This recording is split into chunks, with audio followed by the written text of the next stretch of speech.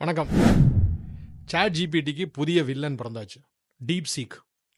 உலகத்திலேயே ரொம்ப பேசப்படுற விஷயத்தில் இந்த டாபிக் தான் நம்பர் ஒன். ஸ்டாக் மார்க்கெட்டாக இருக்கட்டும், ஐடியாக இருக்கட்டும், ஹெட்லைன்ஸ் எது வேணாலும் எடுத்து திறந்து பாருங்கள், இந்த டாபிக் தான். மிஷ்கின் மன்னிப்பு கூட பின்னுக்கு தள்ளிடுச்சுன்னா பாருங்களேன். சரி, எல்லாரும் இந்த டாப்பிக்கை பேசுகிறாங்க, ஆனால் ஒரு இழவும் புரிய மாட்டேங்குது அப்படின்னு தோணுதா? கவலையே வேண்டாம். இந்த டாப்பிக்கை மிக மிக எளிமையாக, சிம்பிளாக எல்லாருக்கும் புரிகிற மாதிரி பார்க்க போகிறோம். சரி, உங்கள் ஊரில் ஒரு கடத்தெரு இருக்குது. அந்த கடத்தெருவில் ஒரு பெரிய 5 ஸ்டார் ஹோட்டல் இருக்குது. 5 ஸ்டார் ஹோட்டல்னாலே நமக்கு தெரியும், உள்ளுக்குள்ளே போகிறதுக்கே நம்மள சிலர் ரொம்ப பயப்படுவோம். கார் இருந்தாலும் சரி, பைக் இருந்தாலும் சரி, நம்மக்கிட்ட இருந்து சாவியை வாங்கிட்டு போயிடுவாங்க. வேலே பார்க்கிங். உள்ளே போகும்போது கதவை திறந்து சல்யூட் அடிக்க ஆள் இருப்பாங்க. நம்மளை உடனே போய் உக்காத்தி வைக்கிறதுக்கு ஆள் வருவாங்க. குழு குழுன்னு ஏசி இருக்கும். அதுக்கப்புறமா மெனு கார்டு வரும். அதுக்கப்புறமா சூப்பு வரும். அதுக்கப்புறம் என்ன சார் வரும்? மெயின் கோர்ஸ் தான். அப்புறம் டெசர்ட்டு. இப்படி ஒவ்வொன்றா வரும். கடைசியாக பீடா டைம். அப்புறம் கை கழுவுறதுக்கு எந்திரிக்கும் போது அவசர அவசரமாக வந்து சார் உட்காருங்க சார் அப்படின்னு சொல்லிட்டு ஒரு அழகான ஒரு பேசினில் ஒரு லைம் வாட்டர்லாம் கொடுத்து கை கழுவ சொல்லுவாங்க. வாயை துடைக்கிறதுக்கு நாப்கின் கூட கொடுப்பாங்க. அதுக்கப்புறம் பில்லு வரும். நம்ம கதையில் அந்த 5 ஸ்டார் ஹோட்டல் தான் சாட் ஜிபிடி. அந்த ஹோட்டலில் நீங்கள் செலவு பண்ணது $100 மில்லியன். அப்படின்னா உங்களுக்கு எப்படி இருக்கும்? அந்த மாதிரி ஒரு ஹோட்டல் செட் பண்ண தான் மைக்ரோசாஃப்ட்டும் ஓப்பன் ஏஐயும் பாடுபட்டு கடைசியாக திறந்து ஜெயிச்சு ரொம்ப சக்ஸஸ்ஃபுல்லானாங்க. அதே தெருவில் மொனையில் திண்ணையில் ஒருத்தர் உட்காந்துருக்காரு. சின்ன சின்ன கிண்ணத்தில் அழகாக அப்பம் போட்டு எடுக்கிறாரு. அவர்கிட்ட பார்க்கிங்க்கு இடம் இல்லை.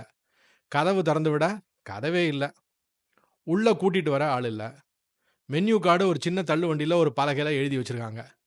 நீங்கள் ஆர்டர் பண்ண வேண்டியது தான். அப்புறம் கொஞ்சம் நேரம் வெயிட் பண்ணணும். ஒரு இலையில உங்கள் கையில் சுட சுட சுட வடையோ இட்லியோ கிடைக்கும், இல்லை பரோட்டாவோ கிடைக்கும். அதுக்கு மேலே தாராளமாக சாம்பாரோ சால்னாவோ கிடைக்கும். காரமாக 2 சட்னி கிடைக்கும். குடிக்க தண்ணீர் கொடுப்பாங்க. அந்த குடிக்கிற தண்ணியிலேயே கையை அப்படியே தெரு ஓரமாக கழுவிக்க வேண்டியதான்.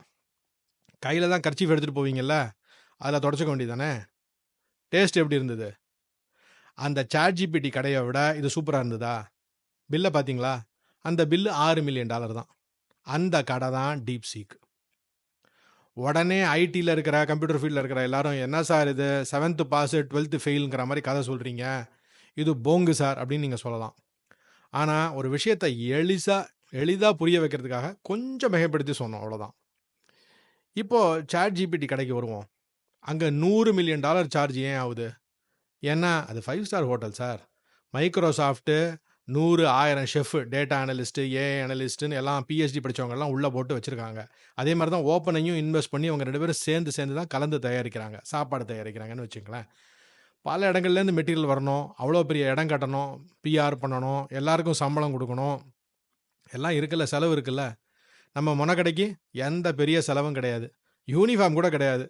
அவர் ஒரு பழைய டிஷர்ட்டை போட்டுக்கிட்டு வேஷ்டியை வரிஞ்சு கட்டிக்கிட்டு வடையோ பரோட்டாவோ பஜ்ஜியோ போட ஆரம்பிச்சிருவார். நைட்டு 11 மணிக்கு இருக்கிற சாமான் எல்லாத்தையும் தள்ளு வண்டியில் எடுத்து வச்சுக்கிட்டு வீட்டுக்கு போயிடுவார். ஆனால் இப்போ உங்களுக்கு ஒரு கேள்வி வரலாம், சார் 5 ஸ்டாரில் கிடைக்கிற பொருள், அதாவது அந்த சாட் ஜிபிடியில் சாப்பிட்ற சாப்பாடு எப்படி சார் மொனக்கடையில் கிடைக்குது? அதுக்கு ஒரு 30 செகண்ட் டெக்னிக்கலாக ஒரு விஷயத்த சொல்லிவிட்டு அதுக்கப்புறம் திரும்பவும் நம்ம கதைக்கு வருவோம். ஐடி பாஷையில் மூளையை 3 விதமாக பிரிக்கலாம். சார் ஒரு மூளையே குழம்புது, இதில் என்ன சார் 3 மூளையா அப்படின்னு ஓடிடாதீங்க. முழுசாக கேட்டிங்கன்னா பளிச்சுன்னு புரியும். ஒன்று வந்து மெயின் பிரெயின். அதுதான் நம்ம கம்ப்யூட்டர் சிபியு மாதிரி. அது வந்து இந்த ஆப்ரேட்டிங் சிஸ்டம் எல்லாம் ஒழுங்காக பண்ணுதா, டிரான்சாக்ஷன்லாம் ஒழுங்காக நடக்குதா அப்படின்னு பார்க்கும் சிபியு ஒரு கம்ப்யூட்டரில். அடுத்தது வந்து விஷுவல் பிரெயின். அது வந்து இந்த வீடியோ, இமேஜஸ்ஸு இதெல்லாத்தையும் பார்த்து சிந்தசைஸ் பண்ணி என்ன முடிவு எடுக்கணுமோ அதை எடுக்கும். அதுதான் இப்போ புதுசாக வந்திருக்கிற GPU graphics card. GPU graphics processing unit. அடுத்த மூளை கம்ப்யூட்டர் டெர்மினாலஜியில் சொல்லணும்னா பின்மண்டையில் இருக்கிற மூளை.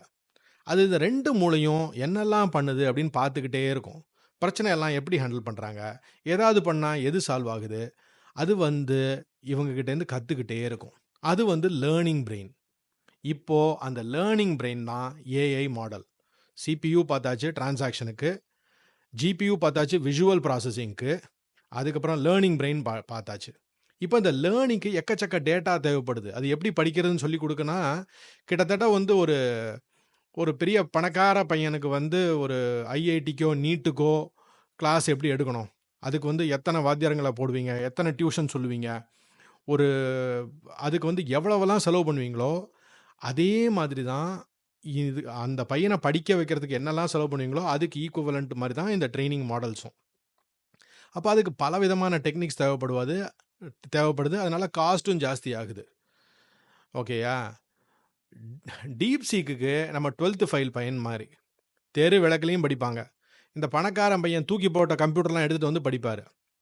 நம்ம கடை அனாலஜி எடுத்தோம்னா இந்த 5 ஸ்டார் ஹோட்டல் வேணான்னு தூக்கி போட்ட அண்டா குண்டா ஸ்பூனு டவரா கரண்டி அதெல்லாத்தையும் எடுத்துகிட்டு வந்து அதை ரிப்பேர் பண்ணி அதில் பஜ்ஜி போண்டா போடுவார். 5 ஸ்டார் ஹோட்டல் ஷெஃபெல்லாம் வெளியே வந்து இப்படி தம் அடிக்கும்போது ஏதாவது ரெசிபி பற்றி பேசும்போது அந்த ரெசிபி எல்லாம் கேட்டுட்டு அந்த ரெசிபியை தன்னோட கடையில் போட்டுருவார். இப்படி தான் டீப் சீட் நம்மளை பார்த்து காப்பி அடிக்குது அப்படின்னு ஒரு குற்றச்சாட்டு ஓடிக்கிட்டு இருக்கு. சார், நாங்கள்லாம் 5 ஸ்டார் ஹோட்டல் வச்சுருக்கோம் சார், நாங்கள் எவ்வளோ சுத்தபத்தமாக வச்சுருக்கோம். இந்த மரக்கடையில் போனீங்கன்னா அவர் கையை ஒழுங்காக கழுவுறாருன்னு கூட தெரியல.